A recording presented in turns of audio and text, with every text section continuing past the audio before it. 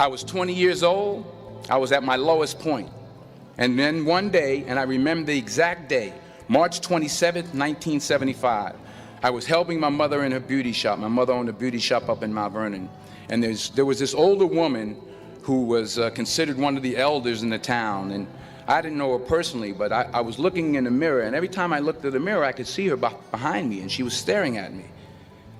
She just kept looking at me. Every time I looked at her, she kept giving me these strange looks.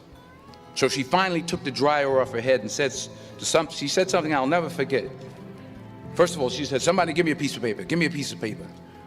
She said, "Young boy, I have a prophecy, a spiritual prophecy." She said, "You are going to travel the world and speak to millions of people." I began at Fordham University as a pre-med student. I took a course called cardiac morphogenesis. I couldn't read it, I couldn't say it, I sure couldn't pass it. So then I decided to go into pre-law, then journalism. And with no academic focus, my grades took off in their own direction. I was a 1.8 GPA one semester, and the university very politely suggested that it might be better to take some time off. I found that nothing in life is worthwhile unless you take risks. Nothing. Nelson Mandela said, "There is no passion to be found playing small and settling for a life that's less than the one you're capable of living." Fail big. You will fail at some point in your life. Accept it. You will lose. You will embarrass yourself. You will suck at something. There's no doubt about it. In the acting business, you fail all the time. Early on in my career, I auditioned for a part in a Broadway musical. Perfect role for me, I thought. So I'm in the wings. I'm about to go on stage, but the guy in front of me, he's singing like Pavarotti, and I'm just shrinking. I'm getting smaller and smaller. So they say, "Oh, thank you very much, and you'll be hearing from us." So I come out with my little sheet music, and so I assumed I didn't get the job. But the next part of the audition, he called me back. The next part of the audition is the acting part of the audition. Now I'm like, hey, okay, maybe I can't sing, but I know I can act. So they pair me with this guy, and again, I didn't know about musical theater. And musical theater is big, so they can reach everyone all the way in the back of the stadium. And I'm more from a realistic, naturalistic kind of acting where you actually talk to the person next to you. So I don't know what my line was. My line was, "Well, hand me the cup." And his line was, "Well, I will hand you the cup, my dear. The cup will be there to be handed to you."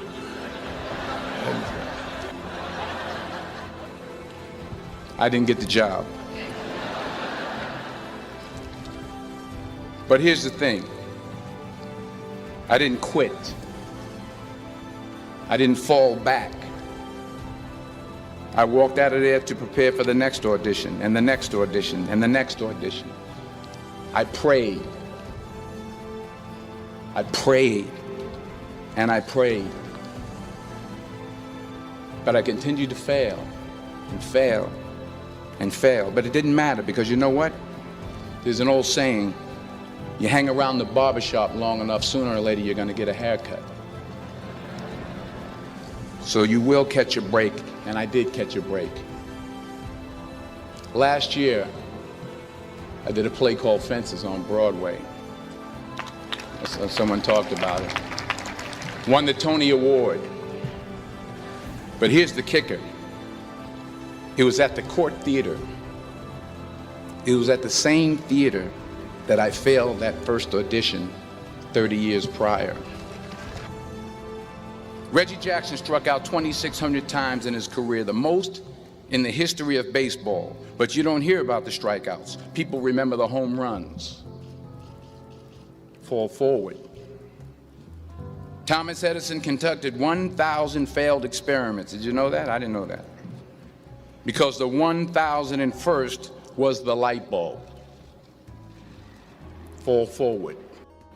Now, I'm sure in your experiences in school and applying to college and picking your major and deciding what you want to do with life, I'm sure people have told you to make sure you have something to fall back on. Make sure you got something to fall back on, honey. But I never understood that concept, having something to fall back on. If I'm going to fall, I don't want to fall back on anything except my faith. I want to fall forward. I figure at least this way I'll see what I'm going to hit. Fall forward. The point is, every graduate here today has the training and the talent to succeed. But do you have the guts to fail? While it may be frightening, it will also be rewarding. Because the chances you take, the people you meet, the people you love, the faith that you have, that's what's going to define you.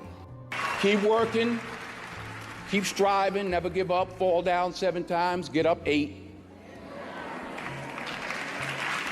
Ease is a greater threat to progress than hardship. Without commitment, you'll never start, but more importantly, without consistency, you'll never finish. It's not easy. If it was easy, there'd be no Kerry Washington. If it was easy, there'd be no Taraji Henson, P. Henson. If it were easy, there'd be no Octavia Spencer. But not only that, if it were easy, there'd be no Viola Davis. If it were easy, there'd be no Michael T. Williamson, no Stephen McKinley Henderson, no Russell Hornsby. If it were easy, there'd be no Denzel Washington. Dreams without goals are just dreams, and they ultimately fuel disappointment. So have dreams, but have goals. Life goals, yearly goals, monthly goals, daily goals. Don't confuse movement with progress. Remember, just because you're doing a lot more doesn't mean you're getting a lot more done. In order to achieve your goals, you must apply discipline, which you have already done, and consistency every day, not just on Tuesday and miss a few days. You have to work at it every day. You have to plan every day. You've heard the saying, we don't plan to fail, we fail to plan. Hard work works. Working really hard is what successful people do. What are you going to do with what you have? I'm not talking about how much you have.